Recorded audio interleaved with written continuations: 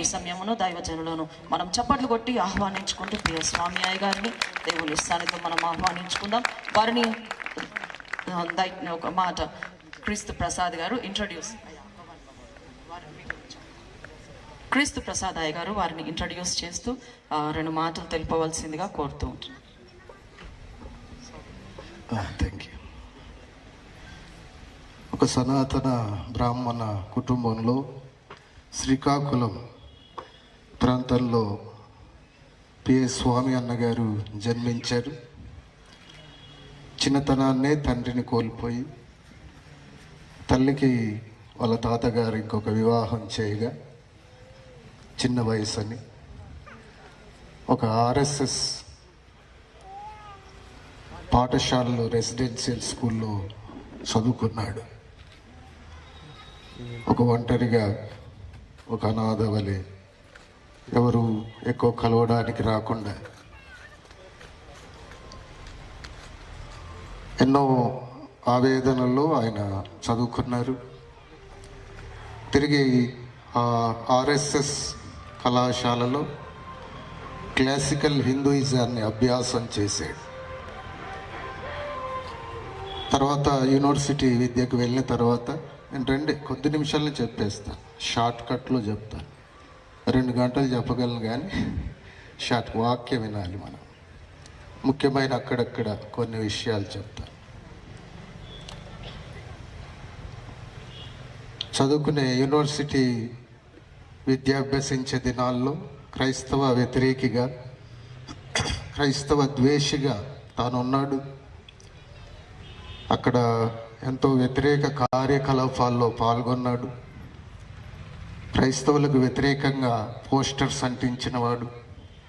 ఒకసారి ఇలాగే ఒక మీటింగ్ జరుగుతుంటే డిస్టర్బ్ చేయడానికి కొంతమంది స్నేహితులను తీసుకొని వెళ్ళి ఆశ్చర్యమైన ప్రేమ, కల్వరిలోని ప్రేమ, మరణము కంటే బలమైన ప్రేమ, నన్ను జయించే నీ ప్రేమ, రాజమండ్రి దేవరాజన్న రాసిన ఆ పాట విని యేసుప్రభునందు విశ్వాసం నుంచి రక్షించబడ్డారు. పాటలు కూడా దేవునిలోనికి నడిపిస్తాయనడానికి రుజువు స్వామన్న. తర్వాత విషయం ఇంట్లో తెలిసింది.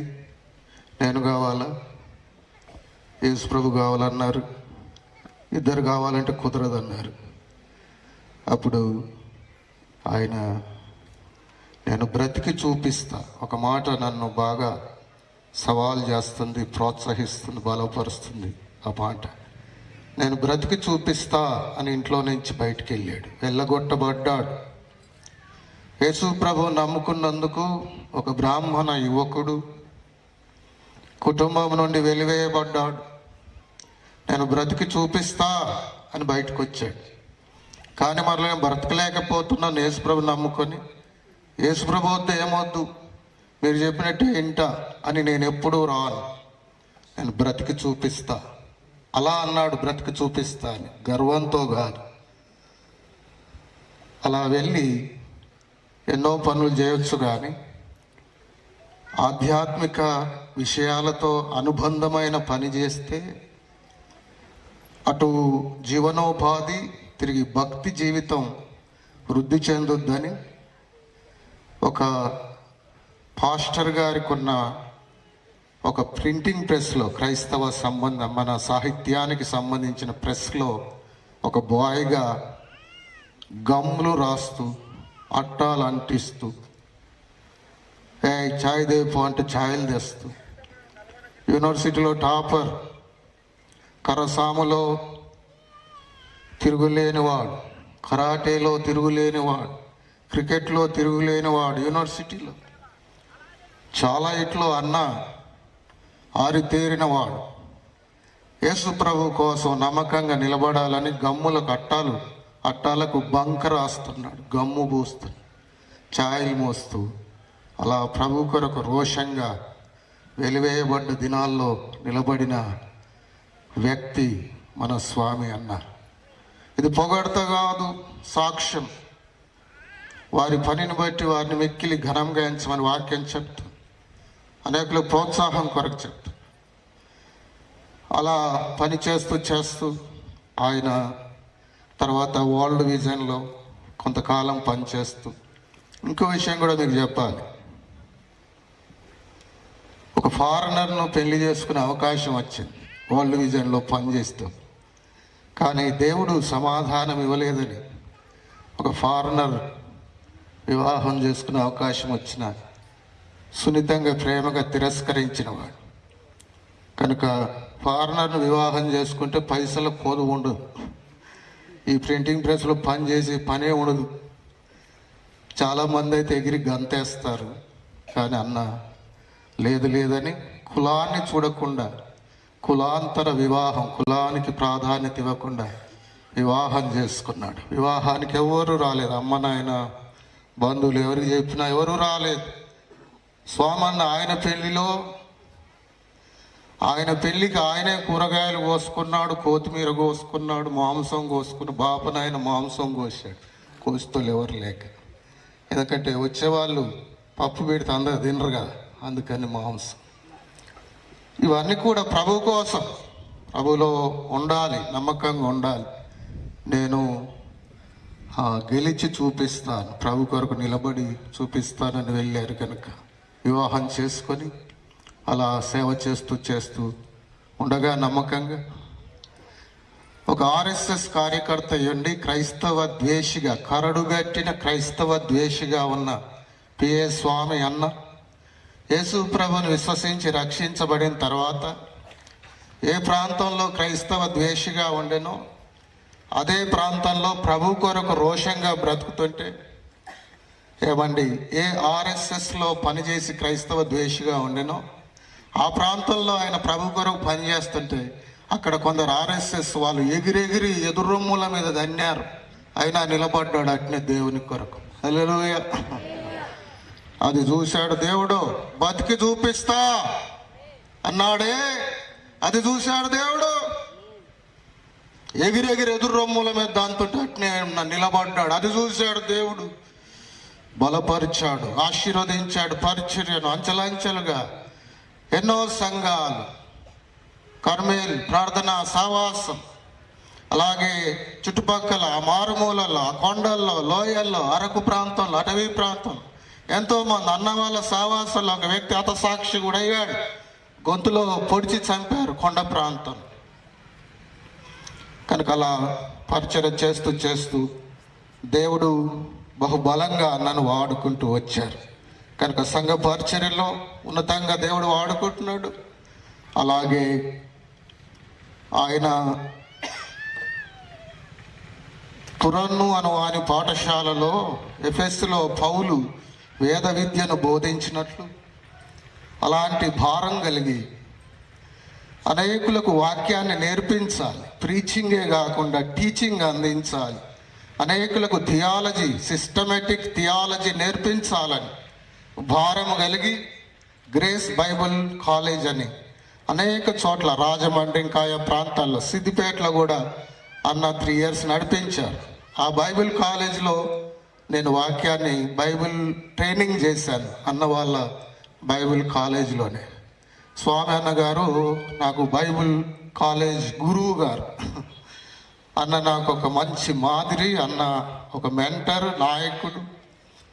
కనుక అలా బైబిల్ కాలేజ్ పరిచర్య ఎంతో జరుగుతూ ఉంది. ఇంకొక మాట చెప్పి నేను ముగించేస్తాను.